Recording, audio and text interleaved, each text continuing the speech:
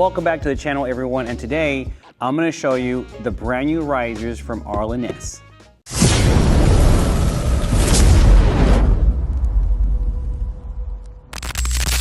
Here are the Arlen Ness risers that we're going to install on my 2023 CVO Road Glide right behind me. However, before I do, and I'm going to show you all these parts close up, you know, that's how I like to show my videos so you can see this product, see if you like it or not.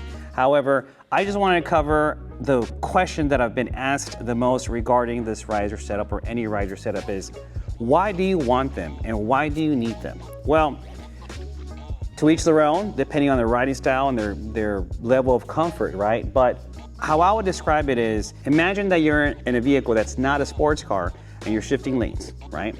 Now, you shift lanes in a sports car, you're gonna have a lot more positive response. What I mean is, you're gonna flick the steering wheel a little bit to the left, you're gonna go to that left lane, you're gonna shift it or turn your wheel a little bit to the right, you're gonna be there. So you're just in and out of traffic like nobody's business, right? You have a more positive feedback of the control of your vehicle, right? Now, with that analogy is the best way I know how to describe the advantages of having a riser setup on your bagger. You're gonna notice right away with your riser setup that you're gonna have a more positive feedback getting in and out or around traffic. And as you all know, driving or riding on these bad boys, it's kind of dangerous as it is. So any advantage that you have to have more positive control on your bagger is always welcomed in my book. Now, for all of those of you all that like to go around the curves and hit them a little bit hard or aggressive to your riding capabilities and style,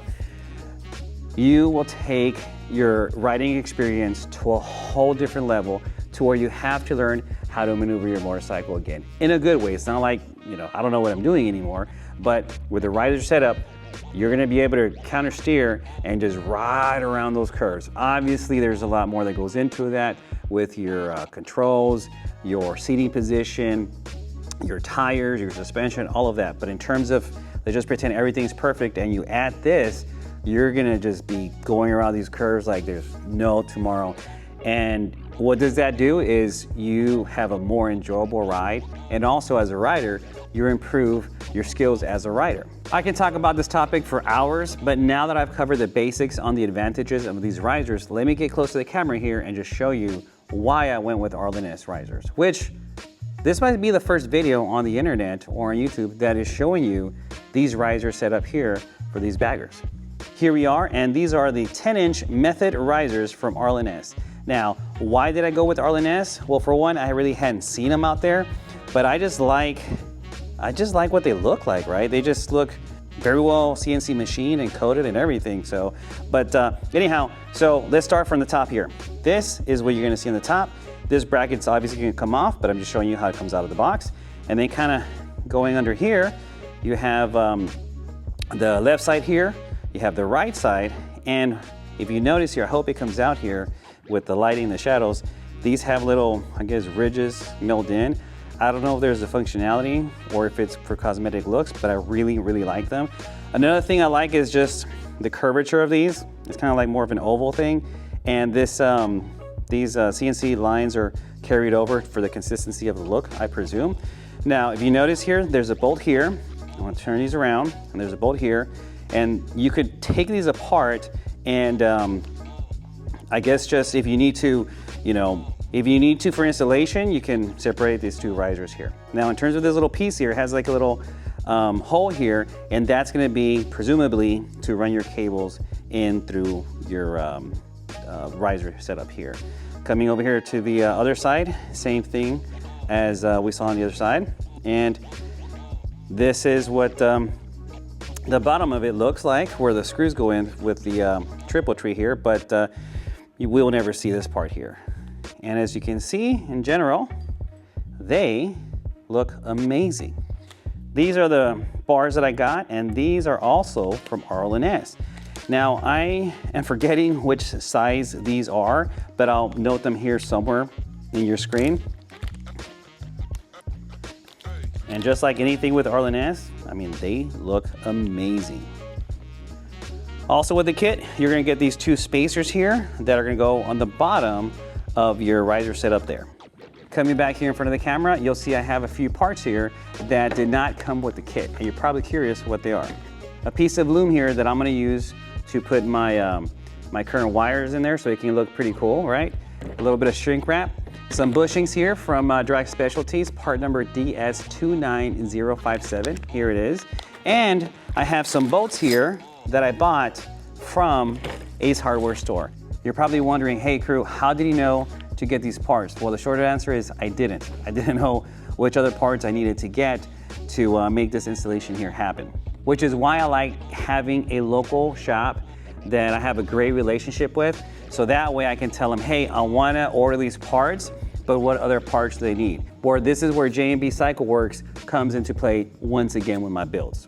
I went over there, I talked to John, I said, hey man, I saw these, can we order them? He's like, absolutely. He's like, but you're also gonna need these other little parts. I was like, cool, just tell me what I need to install this, this part here, because I'm gonna do it by myself. And I figure if I get into trouble or I just can't do something, I'll just take the bike over to him. But what I'm getting at is, for all you guys that like to do or attempt to do your own work, it's very important that you have a shop or somebody that you trust that's reliable to help you in just not ordering the parts, but test fitting them. Because John's like, hey dude, what are you gonna do with the bike? What's your intention? Well, he knows my riding style, but he just wanted to see what plans I have for this bike. So I told him, hey, I wanna cut curves and I wanna make it another banger, right?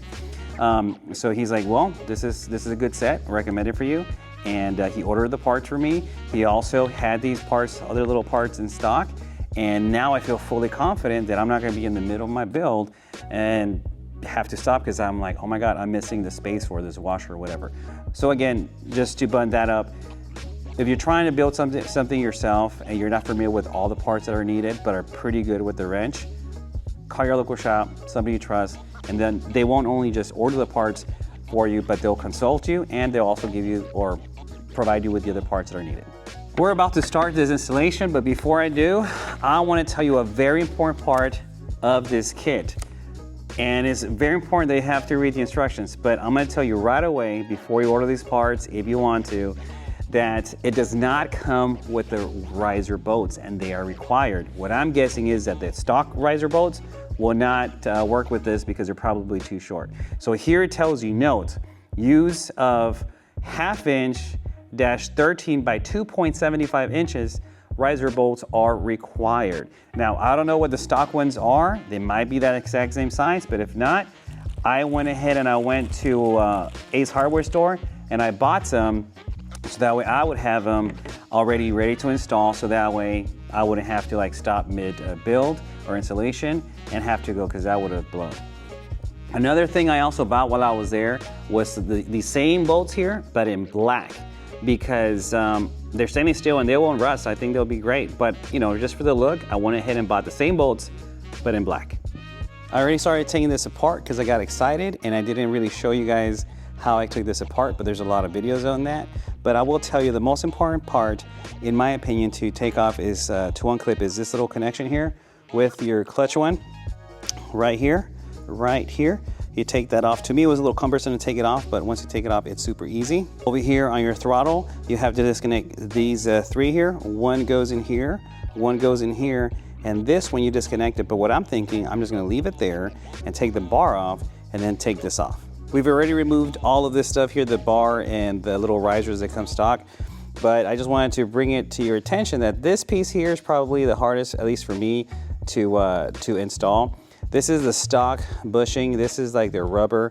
I mean, you could literally pull them off with your hand here. It's a little awkward angle on that, but you can literally just pull them off, and it's a rubber bushing. So obviously when you replace or you install your new triple tree situation here, and it's coming off just like that. You see, this is just very rubbery. You can squeeze it, and I'll show you the other pieces here that we got from Trask Specialties. Again, thank you to John from J&B CycleWorks. But this is what's stock on here, so it's very flimsy. The thing is, you take this off, you have to have the bushings in between, I guess, the top triple tree and his little guide here, and that's what makes it a little difficult to install the aftermarket one. But fortunately, we got extra muscle from my son here that we got it installed. So on to continuing the install with these risers. So this is what I mean. This is the stock bushing, and this is the bushing you get from Drag Specialties. You can obviously see the difference in material and in quality. See? So now we gotta get this little guide in between these two inside of the triple tree. This is a couple of days after the initial start of the video because I had to get these parts here delivered from Amazon. And actually I say parts, but they're the bolts. These are their 2.75 inch, 3/4 inch bolts that fit the riser here. Originally, when I started the video, it said that in the comments or in the instructions here, and I got the ones that I thought they were, but these are actually the 3-inch ones. And as you can see, it has some flex here, and it's not supposed to do that in my opinion, not this much because there's nothing here. So what I'm guessing is that the 3-inch bolts are just a tad too long and is bottoming out here. So now I'm gonna take these riser bolts off, install the 2.71 inch ones, and that should take care of this little play that we have here. Now I'm starting to figure out why Arlen Ness probably didn't include these 2.75 bolts. For one, I went to the store and they told me they don't sell the 2.25 or 2.75, but they sell like the 2.5 inch or the full inch sizes, but not the 0.75. So I went to Amazon and I bought these awesome, beautiful ARP bolts in 2.75. However, this stud here on the bolt right here is too thick. So, oh, I just dropped that bolt. It's too thick in comparison to this one. So even if you install this one here, your steering won't be able to turn left or right because it'll hit the locking safety mechanism and you won't be able to steer. Nonetheless, I had to go get my old Dremel out, and as you can see here, I drilled out, hope it comes out here, I drilled, not out, I drilled that 1/4 inch off of this one and the other one, and now we're gonna get back to the installation. Man, you can't make it up. All right, so after I finally took care of the bolts, which honestly is the longest part of this installation, actually days, but I got the wrong ones. The riser is finally installed, and look, that 1/4 inch makes a world of difference. There's no flex. Maybe a tad if I put my whole weight on it, but man, as you can tell, I'm out of breath. I already torqued the bottom bolts, 40 foot-pounds, but at initial glance, I really like the look here. I already have the bar wired up here and everything, and all I have to do is remove these 8 bolts and put this handlebar on. If you remember from the beginning of the video, these stainless steel bolts are going to replace with the same bolt, but just in black.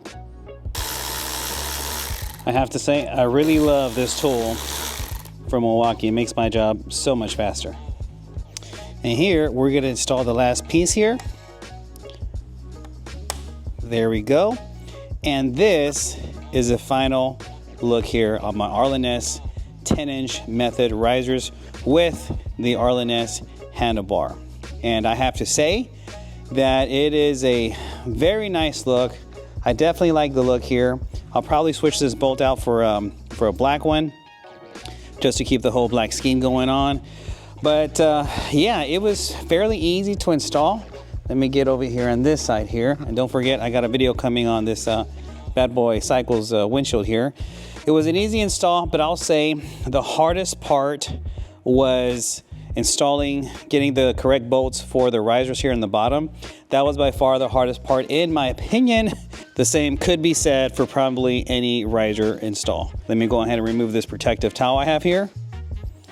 Okay, so this here is my view from where I sit. I kind of have this up to my eyeballs, and I'm gonna turn the bike on.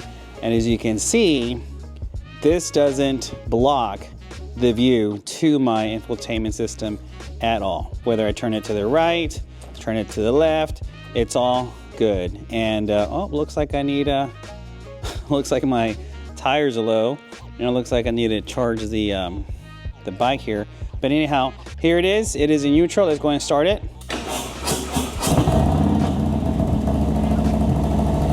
And yeah, everything starts good. Turn signals lights are on left and right. Let me go over here. Everything works out great. And if I give it the throttle, let me see, because I did take this off. Let me see if it works. Yep. It's pretty responsive.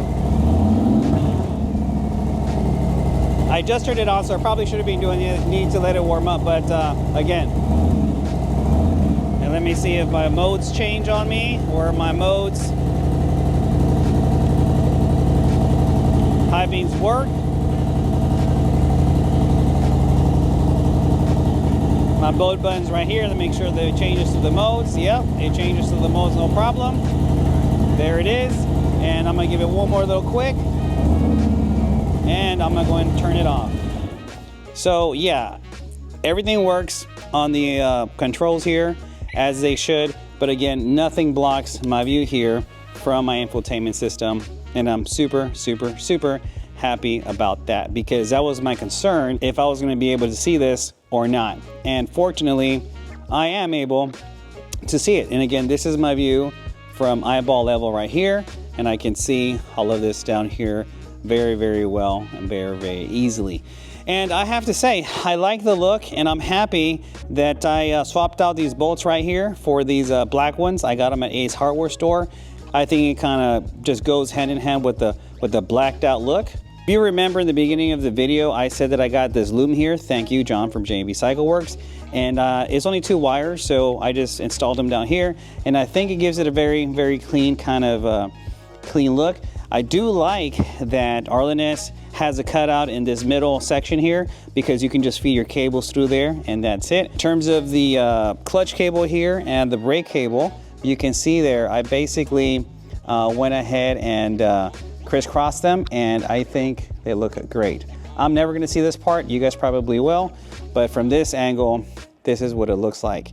I really like the setup, but just looking from the side here, this little bolt right here is kind of bugging me. I'll probably just get it replaced with a black one. Well, everyone, that does it for today's video. If you like this content, please hit that like button and subscribe. It really, really helps out the channel. And again, this might be the first YouTube video you see with these Method 10-inch risers from Arlen Ness, along with their bars. Again, it was a fairly easy install. I've never installed any risers myself. Thanks over to John at J&B Cycles. He helped me order these parts, along with all the supporting parts that you need that actually don't come with a kit. So again, big shout out to J&B Cycle Works over there. And lastly, I will be going to Daytona. I will be there from March 28th, and I'll be coming back home on March 5th.